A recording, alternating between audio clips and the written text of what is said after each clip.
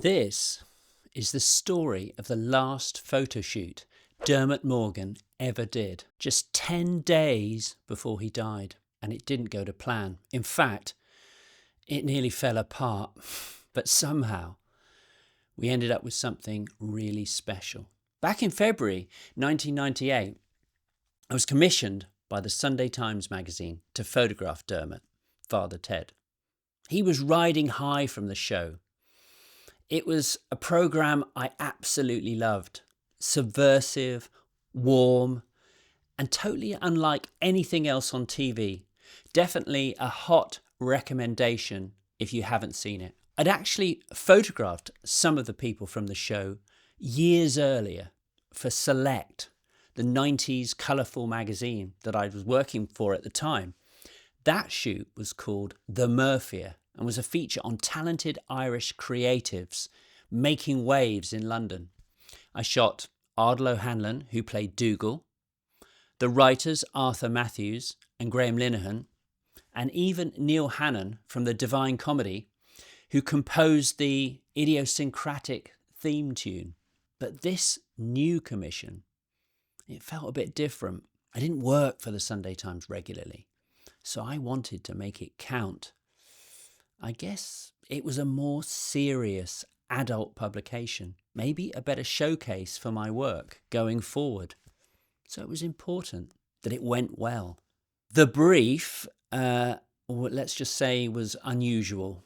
They wanted Dermot in character as Father Ted, wandering around Soho's sleazier corners, strip joints, massage parlours, caught looking a bit guilty, sort of halfway between Dermot and Ted. Not a great idea, a strange idea, but okay. I'm up for the challenge. I tend to say yes and then worry about the logistics later on. The timing at that moment in my life was not ideal. My wife Jane and I had just had our first baby. And to be honest, I was exhausted. I was running on empty, sleep deprived, spaced out, desperately trying to hold everything together. I made it all the way from Hackney, where I lived, to Soho before I suddenly realised, panic set in, I'd left all my camera gear in the hallway at home. Every lens, every body, just sitting there, of no use to me. Panicking, I tried renting a camera from KJP, Keith Johnson Photographic, as it was called then. The camera shop that eventually would become Calumet and then Wex. No joy. They just opened a new Soho branch, but they didn't have any cameras that were suitable.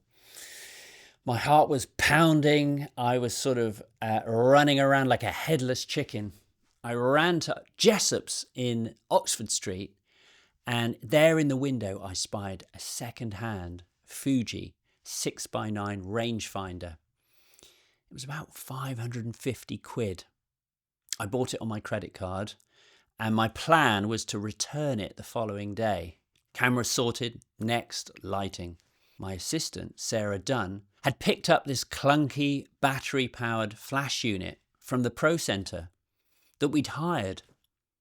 So we're in this grimy NCP car park trying to get the whole setup to work when smoke starts coming out of the unit and then there's a loud pop. It's dead. No flash, no lights, no plan B. On the spur of the moment, I made a decision. I'd push process and shoot in black and white. I loaded up with Tri-X, set the light meter to 1600 ISO and headed out. It was actually good without the flash.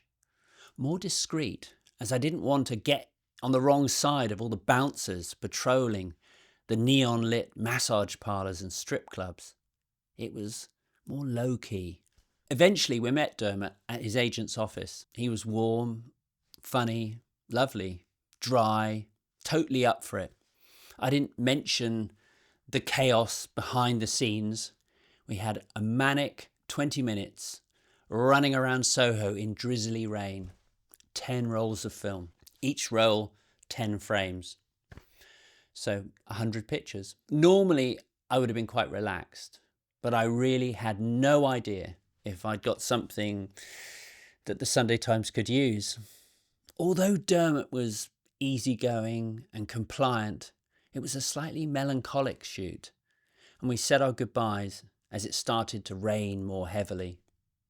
Driving home, I pondered how I would explain to the Sunday Times the obvious photographic shortcomings of my offering, my shoot. As soon as I got home, I went straight into my darkroom to process the film, not forgetting to push the development 2 stops extra, because I'd rated the film at 1600, so I needed to increase the development time.